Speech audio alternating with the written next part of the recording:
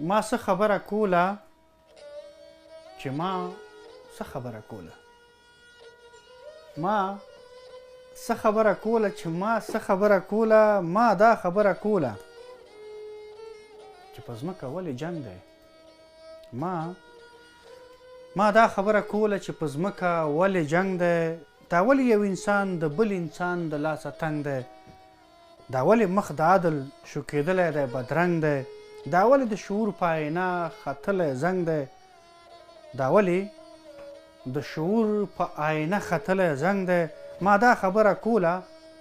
ما د زړه خبره کوله ما څه خبره کوله چې ما څه خبره کوله ما دا خبره کوله چې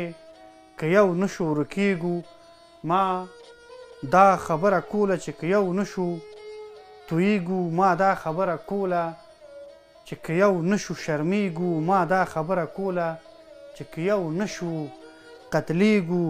ما ستاسو ته د پلار او د نیکه خبره کوله ما څه خبره کوله چې ما څه خبره کوله ما دا خبره کوله چې سکون نشته دا ولې ژوندي خلک خو ډېر دي خو ژوندون نشته دا ولې پښتو په ژبه وایي خو پښتون نشته دا ولې د بعضې خلکو له قانون نشته دا ولې دې حال کې به مې څه د ژوندانه خبره کوله ما څه خبره کوله چې ما څه خبره کوله ما دا خبره کوله چې ذهنونو کې تیارې دي د سپینو خلقو په مخونو کې تیارې دي د یارانو په نیتونو کې تیارې دي خبرې دې رڼا کوي خو زړونو کې تیارې دي ما دا خبره کوله چې ذهنونو کې تیارې دي د سپینو خلقو په مخونو کې تیارې دي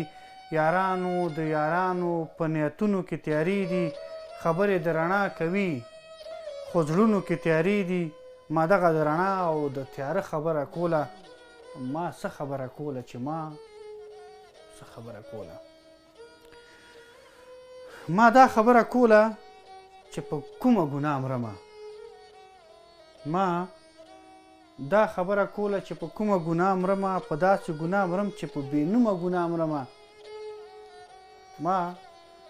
دا خبره کوله چې په کومه ګناه مرمه په داسې ګناه مرمه چې بېنومه ګناه مرمه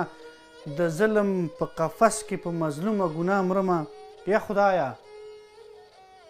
چې دا څه په نامعلومه ګناه مرمه ما دا خبره کوله چې په کومه ګناه مرمه په داسې ګناه مرم چې په بېنومه ګناه مرمه د ظلم په قفس کې په مظلومه ګناه مرمه یا خدایه چې دا څه په نامعلومه ګناه مرمه نو ما خو د دې خپل تندي سپېره خبره کوله ما څه خبره کوله چې ما څه خبره کوله ما دا خبره کوله چې ولس ترې په عذاب دی ما دا خبره کوله چې ولس ترې په عذاب دی ما دا خبره کوله چې سړی وژني قصاب دی خو مخې هم د یرې نه پټ کړی په نقاب دی دا کومه طریقه ده دا لا کوم حساب کتاب دی هو یاد مې شو چې ما د دې لیوه خبره کوله ما څه خبره کوله چې ما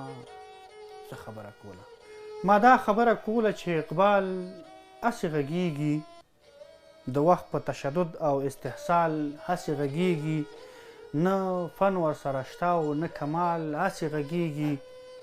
نه سور باندې پوهیږي نه په تال هسې غږیږي اقبال خو ګنې ډېره سره په سره خبره کوله ما څه خبره کوله چې ما څه خبره کوله ما دا خبره کوله ما د زړه خبره کوله ما څه خبره کوله چې ما څه خبره کوله ډېرو قدرمنو لیدونکو د خیال د څاڅکي د خپرونې درنو مینهوالو د راډیو درنو اورېدونکو سلامونه مینه هیله مند یم چې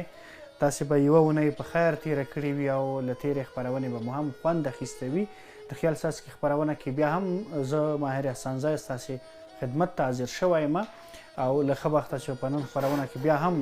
ښه شاعر له ځانه سره لرو داسې څوک لرو چې شاعري خبرې فکر د شعر لپاره یې طرحه د شعر په اړه د مشاهده د کیسې دا ټولې مهمې دي دا ټولې خوندورې دي او بله دا چې د داسې یوې ځمکې نه راختلی او راشین شوی او رازرغون شوی شاعر مو نن میلمه دی چې هغلته نو ډېرو خلکو پکې ساګانې واغستې، ډېرو خلکو پکې نومونه جوړ کړه، ډېر لوی لوی انسانان پکې را پیدا شول. خادمه ستا له وجې که زما په دعا کېږي کامه کې شه زرغون ارغوانونه غرونه غرونه. او یو بل شاعر بیا وایي چې د ادب د لمر بڅري پکې بدل دي، په کامه کې د یونان د پوهې شور دی. موږ کامې ته تللي وو، له کامې مو رحمت الله عمرخیل صاحب را دعوت کړی د ننګرهار له کامې نه. عمرخیل صاحب نږدې یوه لسیزه تر یوې لسیزې پورته وخت کېږي چې شاعري کوي، په شعر باندې برلاسه دی او خپل درد، خپل احساس، خپل فکر، خپل هغه نورې خبرې چې غواړو په خپرونه کې ترې واورو دا په شعر کې بیانوي. عمرخیل صاحب هرکلی خدای دې راوله، ستړی مه شي. ډېره زیاته مننه جناب احسانزی صاحب، ستا د کور وداني چې ما ته د په دې خپرونه کې وخت راکړ. ټولو د شمشاد راډیو ټلویزیون محترمې ادارې ته، د شمشاد راډیو ټلویزیون لیدونکو او اوریدونکو ته ډېر زیات سلامونه او احترامات وړاندې کوم. ډېره مننه. کور ودان نو خبرې به سره کوو، مخ ته به ځو. سفر دې مو راکړی دی، سفر بې خطره و انشاءالله راورسېدی. نو د شعر خو ډېر وخت وشو عمرخیل صاحب، نږدې 14 کاله وکېږي چې تاسو شاعري کوئ. پیل مو له کوم ځای کړی و؟ ښوونځی و، مهاجرت و، بل چېرته وئ، په کور وئ، څنګه و؟ جناب احسانزی صاحب ولا شعر پیل مې چې دی د ښوونځي نه کړی و، تقریبا په 4م صنف کې وم او چې شعر مې شروع کړی. نو ډېر وړوکی نه وې 4م صنف کې؟ ولا ډېر وخت نه مې شروع کړی دی. هغه وخت کې چې شعر مو لیکه ویره در سره وه؟ چا درته داسې وایي چې استاد به په غوسه شي، پلار به په غوسه شي، بل څوک به په غوسه شي، دغسې کوم حالت و؟ نه الحمدلله جناب احسانزی صاحب هېچا زما ممانعت نه دی کړی، د خدای فضل دی. د هماغې وخت نه مې شعر لیکلی دی او چا راته تر اوسه پورې نه دي ویل چې شعر مه لیکه یا ولیکه یا داسې هغسې، چا راته ممانعت نه دی کړی. او اول نه چې د لیکل بیا د خلکو سره هم شریکول، خلکو ته دې که نه یوازې لیکل دي شریکول له نورو ته ورسولو وخت وروسته؟ نه شعر به مې چې ولیکه حتما بس داسې ملګري دوستان به چې وو هغې سره به مې شریکوو، نو هغې به مې نظر ورکوو، کور دې ودانې ډاډ به یې راکوو چې انشاءالله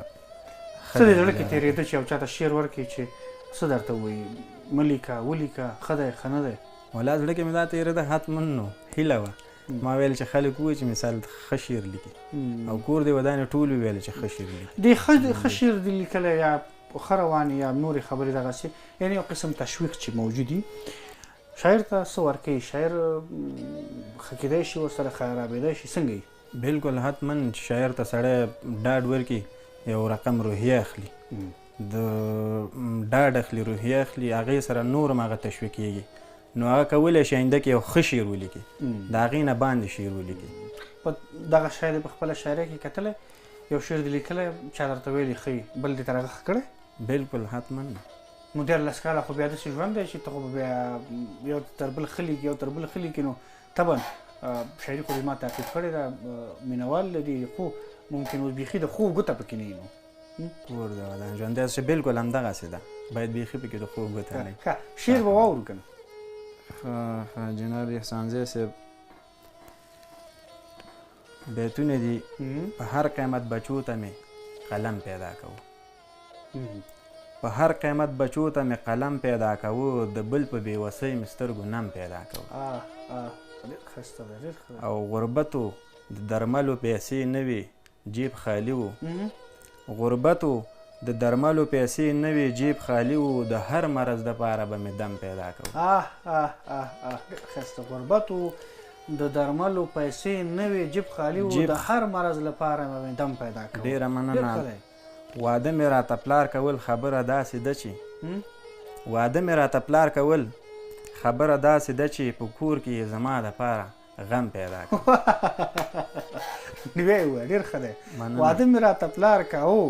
واده مې راته پلار کوو خبره داسې ده چې په کور کې یې زما دپاره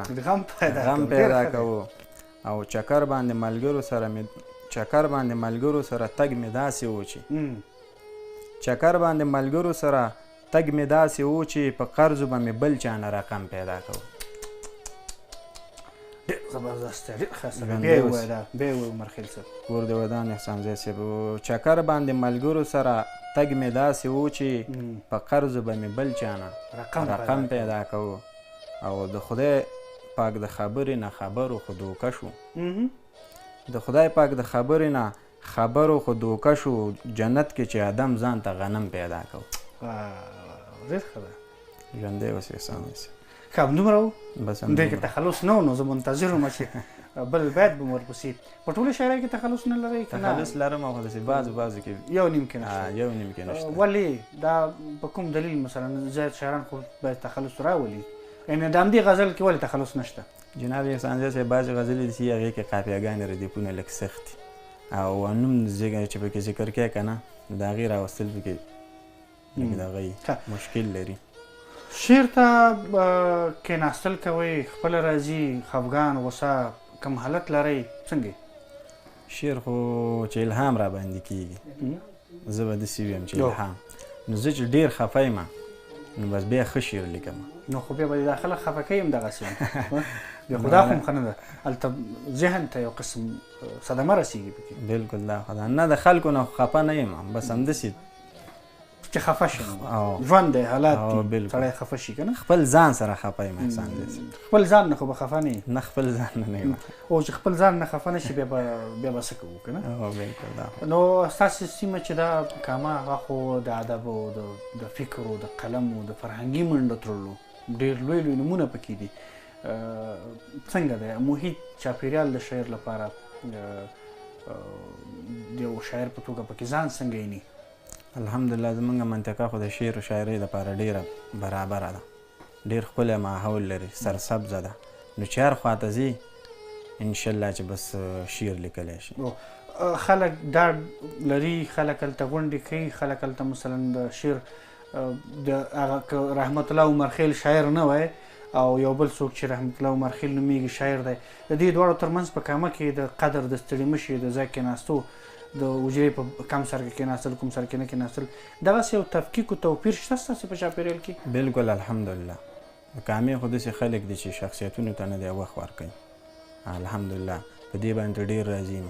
مثال تا ته خو پته د احسان ځای صاحب زموږ کامه کې خو الحمدلله غټ غټ شخصیتونه دي کور دی ودانې نظر ورته کوي کامه خو ښایسته وطن هم دی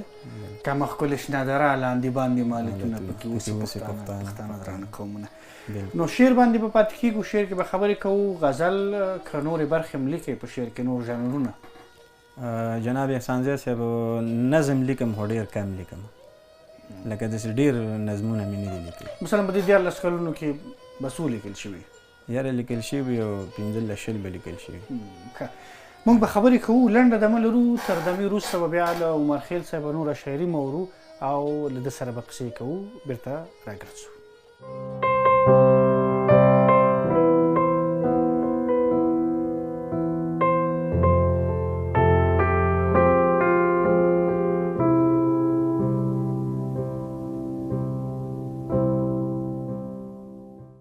ستا غېږ کې وم خو ستا له غېږې نه وم ستا غېږ کې وم خو ستا له غېږې نه وم دا چې کامې در کې موجود نه یم ستا غېږ کې وم خو ستا له غېږې نه وم دا چې کامې در کې موجود نه یم او همدغسې یو باید بل هم پکې و خو په هر صورت د کامې باید مې ځکه ووایي چې ښاغلی عمرخیل صاحب را سره مېلمه دی عمرخیل صاحب د کامې نه زموږ په دعوت راغلی دی دلته د ده نه به شاعري اورو د ده نه به خبرې اورو ډېره مننه چې له موږ سره هستئ عمرخیل صاحب یو شعر راته ویلی نور به ترې اورو عمرخیل صاحب بل شعر اورو کوم ملګري چې موږ سره نوي ملګري شوي دي یا مو اوري یا مو ګوري چې هغوی مستفید شي ورنه بیا به وروسته نورې قصې کوو ډېره مننه جناب احسان ځای صاحب غزل دی قلاره کښېنه بس په ما امتحان مه راوله قلاره کښېنه بس په ما امتحان مه راوله په ځان دې ګوره هسې پسې پیران مه راوله او بس که د غم کې څونه تېره شه دا ډېره ښه ده بس که د غم کې څونه تېره شه دا ډېره ښه ده زما ګریوان باندې د اوښکو باران مه راوله مننه په ځان دې نه دی څو ځله کلمه چف کوه په ځان دې نه دی په ځان دې نه دی څو ځله کلمه چف کوه ما ته راځه خو داسې وکړه شیطان مه راوله. واه واه واه ډېر ښه دی. مننه احسان صاحب. او د غریب زویه زه ورځه ځان ته د کار وګوره. د غریب زویه مننه د غریب زویه زه ورځه ځان ته د کار وګوره، موږ سره مه کښېنه تصویر کې د ځان مه راوله. بیا یې ووایه. ډېره مننه احسان صاحب. د غریب زویه زه ورځه ځان ته د کار وګوره، موږ سره مه کښېنه تصویر کې د ځان مه راوله. او زمونږ د کلي خلک غریب دي چې ناهیلي نشي. زمونږ د کلي خلک غریب دي چې ناهیلي نشي، ګوره خانجي دلته د خپل ماشومان مه راوله.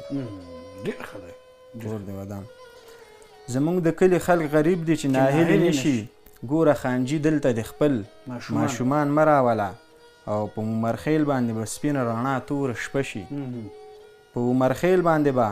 سپینه رڼا توره شپه شي، د ظالم لوري په سپین مخ د ویښتان مه راوله. واه واه واه ډېره مننه عمرخیل صاحب زنده اوسې. په شاعرۍ کې ځای څه شي ته ورکوئ ډېر چې شاعري کوئ؟ ځینې خلک وایي چې درد دی، ځینې وایي هنر دی، ځینې وایي احساس دی، ځینې وایي خپلې تجربې دي که نه؟ ستاسې کار په څه شي دی؟ فوکس په څه دی؟ ما خو درته ویل احسان صاحب چې زه کله خفه یم بیا ښه غزل. خو خفه خو چې خو طبعا شعر لیکي، اوس یې نه لیکي، خو که خفه شو لیکي. خو بیا چې لیکي څه شی پکې وایي؟ شعر ډېر تاکید دی په څه باید حتمي پکې. نو حتما چې د درد شعر یا د فریاد شعر خامخا همهغې ته مایله کېږي که نه، باید په همهغې باندې سړی غزل ولیکي. خواشینی غزل باید ولیکي، خواشیني بیتونه پکې ډېرې. مثال که اوس داسې د مینې دپاره یې لیکي، باید د مینې بیتونه پکې ډېرې، عشقي بیتونه، عشقي غزلې چې ورته وایي. نو دغسې نو ستا خو ټول ته خو هر غزل په خفګان کې لیکي څنګه؟ بیا خو به ټول خواشیني بیتونه ځان یا خپل دغه بیتونه یو قسم تکرار نه ګوري؟ دا خو خپله زموږ د ادبیاتو یو ذوق دی چې یوه خبره ما یو ځل کړې بیا کې کوم ولې یې وکړم. نو که ته وایې چې په خفګان کې لیکم او ټول خواشیني ده، نو یو غزل دی بس نه و؟ نو دا 14 کاله شاعري ولا داسې دی چې هر رقم شعر مې لیکلی دی، هر رقم غزل مې لیکلی احسان صاحب. په خفګان کې مې لکه خفګان کې زه ښه شعر لیکم، ښه غزل لیکم، نور نه دی. نور مثال وطن دپاره یې لیکم، د مور دپاره یې لیکم، مثال د مینې دپاره یې لیکم، د دردونکي لیکم. خو خبره داسې چې په خفګان کې نه دی، زه شعر ښه شعر لیکم. مطلب او خوند کم یې درکوي؟ ولا رښتیا خبره درته او خو رښتیا به عشقي غزلې ډېر خوند راکوي احسان صاحب. نو خفګان کې ښه شعر لیکي، هغه د خفګان لیکي او رومانټیک خوند درکوي. څنګه دواړه ضد کې نه چې خپل هغه د خفګان شعر در باندې ګران نشي که نه؟ ځکه خفګان کې ته ښه شعر لیکي، نو هغه ښه شی په تا نه دی ګران، دا ناښه درته ګران دی. ښه شعر سره یو قسم ناروا او ظلم نه دی شوی؟ ګران دي راته دواړه. دا احسان صاحب دا شعر و شاعري چې دا د بچو مثال لري، حتما سړی به ډېر دردېږي. دواړه راته ګران دي، خو زیات مې چې خوښېږي هغه مې بیا عشقي غزلې ډېرې خوښېږي. شعر ته رښتیا هم همدومره درد درته لري؟ مثلا خلک وایي د بچو غوندې دغسې یوه تجربه لري، کوم شعر دې ورک شوی یا چا درپسې یو څه ویلي یا مثلا چا په خپل نوم کړی داسې یو بل تجربه چې ته رښتیا هم دغسې دردولی؟ بلکل احسان صاحب، شعرونه ما نه ورک شو. داسې ویوه چې یو 3 کتابچې وې مکملې، هغه هم رانه ورکې شوې. او یو نفر هم رانه پټ کړی و، حقیقت خبره یو نفر چې و هغې ګډ وډ ویلی و. نو حتما سړي ته کوم یو ډېر ودردولی؟ ډېر پښیمانه کېږي چې رښتیا خبره ډېره ودردولم چې دا رانه ورک شوي و، ځکه چې هغه ډېر و. 4 کتابچې مثال یعنې ډېر شعرونه دي، ممکن 400 چې حساب یې هم صحیح ده، 600 خو پرېږده 1.5 نو هغه بیا در سړي هغه حافظې ته هم نه راځي احسان صاحب. پیدا نه شو؟ چا پیدا کړي یا دلته ونه کتل؟ نه ولا پیدا نه شو، بس لاړم. څنګه کوی شو؟ څوک کرانه شعر پټوي، تا به اوس تجربه پیدا کړي، څنګه کولی شو ثابته یې کړو چې شعر زما دی، یو څوک یې په خپل نوم کوي؟ کومې لارې دي، کوم څه اوس په نظر کې نیسي چې که احیانا بیا دغسې یو څوک پیدا شي ستا شعر پټوي چې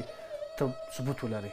نو حتما سړي د خپل شعر معلوم وي که یو سړی اوس زما غزل پټوي، خو زه پوهېږم چې دا غزل زما ده او دا ښه کار زما دی، ته زما دی، نو دلیل به څه شي؟ دا ښه کار هم نه دی. دلیل خدای ته یې وسپارو. خدای ته دې وسپارو، ستا خبره ده. هغه به چې هر څه راویسي. مخکې م د نظم خبره وکړله، نو نظم به واورو صحیح ده ځکه لیدونکي عام غزلونه خوښوي هم نظمونه کوشش کوو ستا شاعري ډېره واورو نو اورېدونکو عمرخیل صاحب نه به نظم هم اورو او شاعري به نور هم راسره شریکېږي خو نظم پیدا شو او احسان صاحب نظم دی وایي دا زمونږ د وطن حال دی دا زمونږ د وطن حال دی خدایه تا ته مې دا سوال دی ته دې رحم په مونږ وکړه دا یتیم دی دا وبال دی دغه څومره په بد حال دی دغه ګورې چې پریشان دی چې خفه خفه روان دی دا هم زوی د مسلمان دی دا بې حده په مور ګران دی دا چې علم نه محروم دی غریبي ورته په سر ده زندگی ورته په سر ده دا وړوکی دی ماشوم دی مزدوري ورته په سر ده بس یو کار کوي لګیا دی انتظار کوي لګیا دی یو سړی کار ته بیایي دا انکار کوي لګیا دی هېڅ ته مور ورته په زړه شي وړه خور ورته په زړه شي که دا کار چېرته ونه کم دوی به بیا نه هره ناست وي نه بچی نه به ډوډۍ وي نه به ګپ د مورکۍ وي ټول نهر به ویده کېږي در په در به ویده کېږي په دې سوچ کې روان شو ډېر ناهیلی زړه کې وایي مزدوري به لږه وکم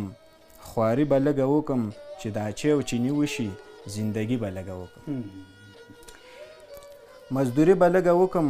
خواري به لږه وکم چې دا چیو چیني وشي زندگی به لږه وکم مزدورۍ وختې پوره شي څه سودا ځان سره واخلي بیرته کور ته را روان شي دا چې کور ته را رسیږي مور یې مړه وي شور غوغا شي یو دم چغې شي ژړا شي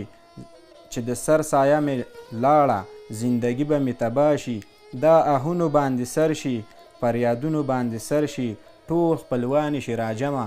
اعلانونو باندې سر شي ای انسانه لږ خبر شه دا دنیا ګوره فانی ده څه تحفه ځان ته پوره که څه ناڅه ځان ته پوره که دا کیسه په غور واوره دا څه تحفه ځان ته پوره که څه ناڅه ځان ته پوره که دا کیسه په غور واوره بلا غم لري قسم دی سم ماتم لري قسم دی عمرخیل دغه وینا ده د یتیمانو ځان خبر کوي الله به درکړي درته واړه جنتونه واه واه واه ډېره زیاته مننه ډېر خوندور عمرخیل صاحب نو ټول نظمونه بیا په همدې محتوا کې دي همدغسې دي چې یعنې که داسې ووایو عمرخیل صاحب د دې نظم لویه خبره دا ده چې یو څوک نیکۍ ورته رابلل یو چا ته یو قسم نصیحت کول یو چا ته یو پیغام رسول یا عشق و هنر و زلف و دا کسې نشته نو نظمونه ټول همدغسې دي هو بالکل نظم خو داسې دی دا غزل کې سانځی صاحب زیاتره وخت داسې دروغ پکې لږ راځي نو نظم داسې که نه چې کومه کیسه تېره شوې پاکه مسلماني کیسه نو سړی پکې باید صحیح صحیح او روغ روغ وغږېږي یعنې نظم کې عموم کې مثلا ستاسې په فکر د نظم کې د ټولنې منفي نقطې رااخیستل په مثبتو بدلول یا دغه شی مه کوئ دا وکړئ که نه یا یو څوک ښو ته هڅول یا څوک مثلا ښېګڼې ته هڅول دغه شیانو ته هڅه کوئ چې کار پکې وکړئ بالکل نظم همدغې ته وایي احسان صاحب ستا مخکې یادونه وکړه چې منفي نقطې مثبتو ته بدلول مثال په یو منطقه کې چې کوم کارونه کیږي باید هغه نه دی د شعر په ژبه باندې خلکو ته وړاندې کړي استادان خو دې خبرې سره بیا وړاندې عمرخیل صاحب چا درته نه دي ویلي چې نه داسې نه ده په کار ځکه هلته خو مونږ بیا د شعر نه دا تمې نه لرو چې مونږ ته نصیحتونه وکړي شعر ته دا نه وایو چې د نصیحت کتاب دي شي که نه شعر دی مثلا د پندونو یوه ټولګه شي دغسې یو حالت سره نه یې مخ چې بیا سبا ځینې خلک ځینې استادان ممکن درته وایي چې نه دا شعر نه دی نو احسانزی صاحب هر رقم خلک پیدا کېږي منفي نقطې ډېرې څېړي مثال اوس داسې خلک یي که ته شعر هم ولیکې یا ور څومره ښه شعر ولیکې تا ته نه وایي تا نه تشویقوي چې تا دا ښه شعر لیکلی دی بعضې خلک شته بعضې خلک یي چې هغې ته مات ګوټ غزل نظم هر شی مثال ټپیزه ټپه ورته وي هغه دې تشویقوي چې دا سړی اینده کې نه دی تشویق شي او ښه شعر ولیکي مثال دا ماحول نه دی د خلکو خبرې د شعر په ژبه باندې خلکو غوږونو ته ورسوي او په یو تیر غزل کې د خانجي کلمه راغلې وه دلته یو بله که چیني راغله چې بورې ته ویل کېږي زموږ د ګاونډي هېواد خبرې دي د هغې نه راغلي ویره نشته سره چې یو څوک به پیدا شي طبعا دلته خو بیا دغه خبره هم په ځای ده چې زه بوره لرم ولې چینی ووایم که نه زه خانجي نه لرم نو دغسې دا شیان درنه غیر ارادي لیکل کېږي که په ارادي ډول غواړئ ولیکئ داسې دی چې دا دلته په دې بیت کې نه دی احسان زی صاحب دا بیت ورسره ډېر ښه راځي اوس دا چیني که ما دلته ذکر کړی ده که نه دلته دا ردیف دی نو دلته اوس داسې یو بل شی نه راځي که نه چې دا ځای ونیسي یا دا ځای پوره کړي مثال د خانجي دغه راله خانجي اوس مثال هلته پلار چې دی په هغې نیم بیتي کې صحیح نه راځي نو ځکه مې د هغې په ځای باندې خانجي خو ویره سره نشته چې د نورو ژبو کلمې راخلی سبا به له انتقاد سره مخ شي ویره نو خلک شته دی خامخا نو خو زیاتره خلک دی چې دې دغه ته نقطو ته ډېر دغه نه کوي کیسه کې نه دي هو کیسه کې خو یعنې ځینې کلمې به داسې وي عمر خیل صاحب چې زموږ په ژبه کې به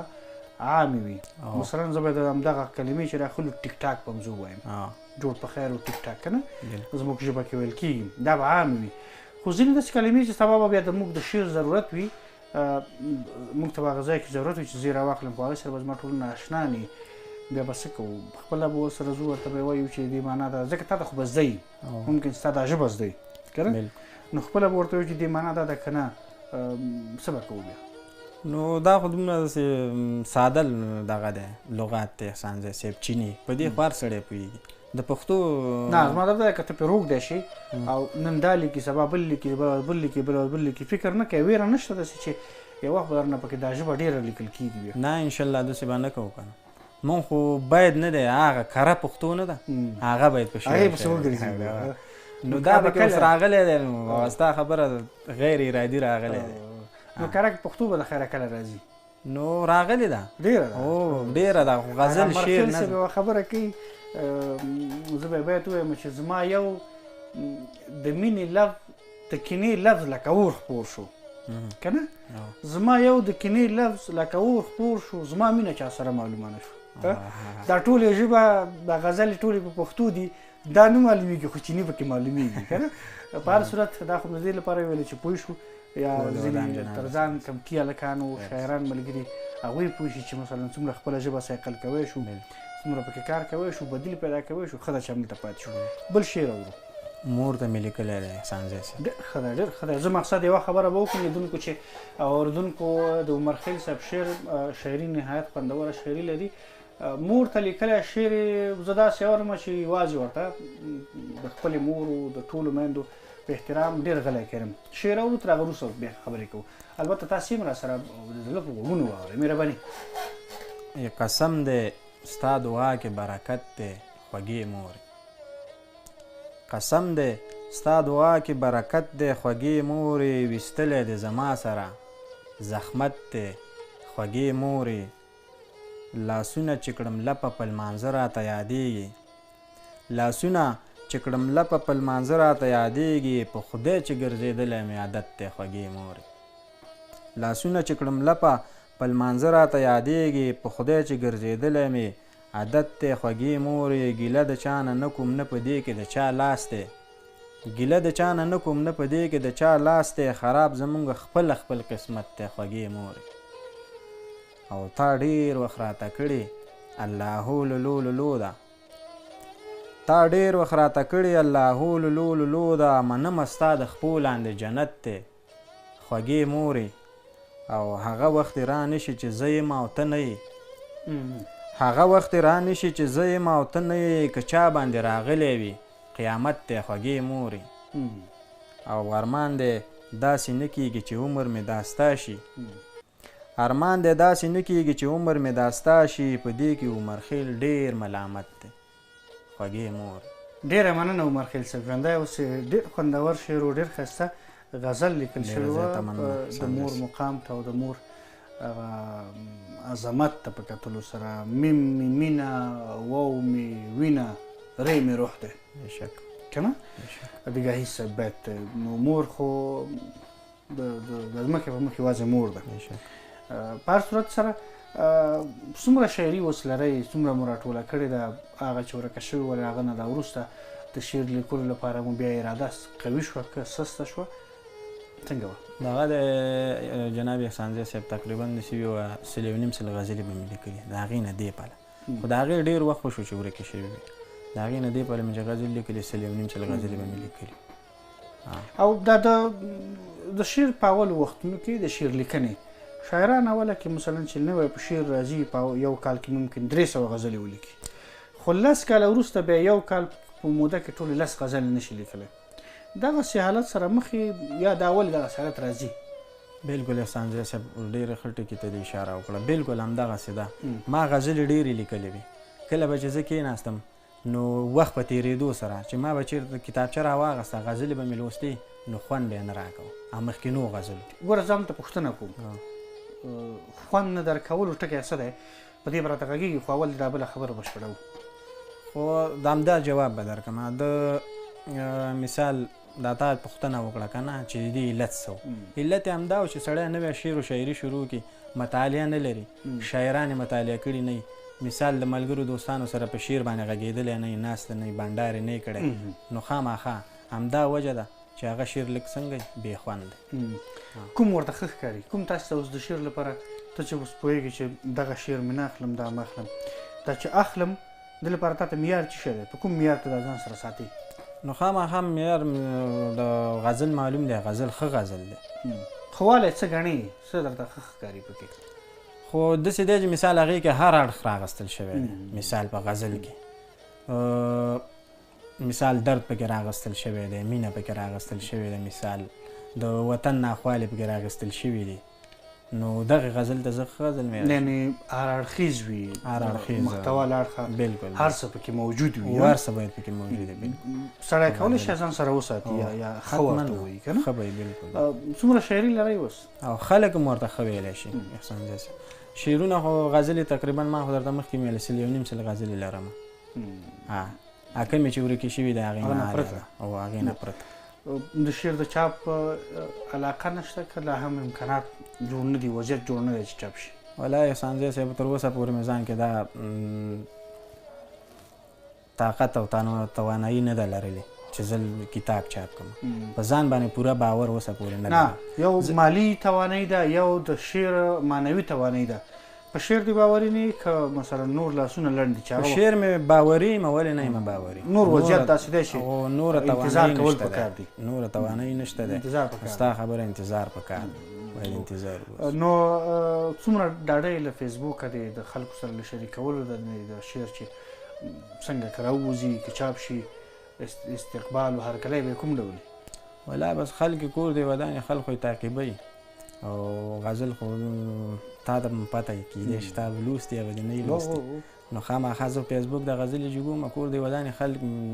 تشویق راکوي چې مثال غزلې د ښې غزلې دي. نو دغه وجه ده. نو د خلکو د لا تشویق په هیله باندې او د دوی د لا هڅونې په هیله باندې وروستی شعر دی اورو عمر خیل صاحب، تر هغه وروسته بیا خپرونه پای ته رسوو. ډېره زیاته مننه جناب احسان زی صاحب. غزل دی څو رقم تڼۍ مې خپل ګریوان ته اچولي دي، څو رقم تڼۍ مې خپل ګریوان ته اچولي دي، ښه ډېر تشویشونه مې خپل ځان ته اچولي. ډېره مننه احسان زی صاحب. څو رقم تڼۍ مې خپل ګریوان ته اچولي دي، ښه ډېر تشویشونه مې خپل ځان ته اچولي دي، او هورې دې غلمان دي ملا بس که خوله دې بنده که، هورې دې غلمان دي ملا بس که خوله دې بنده که، ټول مسلمانان دې امتحان ته اچولي دي. واه واه واه. هورې دې غلمان دي ملا بس که خوله دې بنده که، ټول مسلمانان دې امتحان ته اچولي دي، او نه پوره کېدونکي دي نور زړه ورسره نه خورمه، نه پوره کېدونکي دي نور زړه ورسره نه خورمه، هسې ارمانونه مې زندان ته اچولي. او ستا د زلفو څوکې مې په لاسو کې لمدې شولې، ستا د زلفو څوکې مې په لاسو کې لمدې شولې، لمر نشته دی هسې مې باران ته اچولي. ستا د زلفو څوکې مې په لاسو کې لمدې شولې، لمر نشته دی هسې مې باران ته اچولي دي. خدای خو او لاړلې واده شوې د 5 زامنو مور شوې. احسان زی صاحب لاړلې واده شوې د 5 زامنو مور شوې، ستا د لاس خطونه مې ډیران ته اچولي. او خدای خو مهربان دی عمر خیله چې دا ستا شم، خدای خو مهربان دی عمر خیله چې دا ستا شم، 2 سترګې مې ټوله شپه اسمان ته اچولي. ډېر ښه ده، ډېر ښه ده. ډېره مننه عمر خیل صاحب، ژوندی اوسې. که د 5 بچیو مور شې زما به مینه پخوانۍ در سره وي. نو طبعا دا کیسې به کې راځي. ډېره مننه چې خپرونې ته راغلې، زموږ سره د مرکه وکړله. داسې چې غوښتل دې باید ویلی دې یا حداقل دومره وخت خیل څاڅکي تعقیب کړي، کومه خبره دې زړه کې ارمان کړي، نو مایک دې خدمت کړی. زه به دومره ویم احسان صاحب، ستا د ډېر زیات کور ودانې، ډېره مننه چې ما ته دې په دې خپرونه کې وخت راکړه او زړه مې غوښتل خو نه مې شو ویلی چې تا ته زه ویم چې مثال زه به یې دلته نه دی مېلمه شم. یعنې یوه خبره خو باید وکړو چې شمشاد په تېره خیل څاڅکي خپرونه کې مېلمانه د مخ او د خاطر له مخې نه دي ګرځي پسې په چا چې ګوته کېښوده راولي. دا خو ویلی شو. بالکل کور د ودان لکه ما داسې ونه ویل هو بالکل لکه زما نه دی، زما په خوله باندې نه راتله، یا مې تا ته میسیج کړی ارمان مې و ولې موږ وغوښتو چې ستا د کور ودانې چې زه دې راوغوښتم. ډېره زیاته مننه. ډېره مننه. شمشاد تلویزیون د ادارې نه ډېره زیاته مننه. بس الله دې ښه لره خوشحاله اوسه. ډېره مننه. درنو لیدونکو او اورېدونکو، موږ لپاره ټول هغه ځوانان، ټول هغه ملګري دوستان چې شعر لیکي، البته دې خپرونه کې هغوی ته نوبت هم ورځي، هغوی به راغواړو او لاسرسی مهم دی چې موږ یې وپېژنو، راویې او لاسرسی ورته ولرو. ټول ملګري چې شعر لیکي، ښه شعر، ښه شاعر، ښه پنځونکی، دا به که پاتې وي به راځي، همدغلته به کیني، او که پاتې نه وي تاسې ولیدل چې موږ ورسره مرکې کوو. تر بلې خپرونې مو په خدای سپارو. هر چیرې چې یاست ښاده او بریالي اوسئ. له لیدلو مو مننه.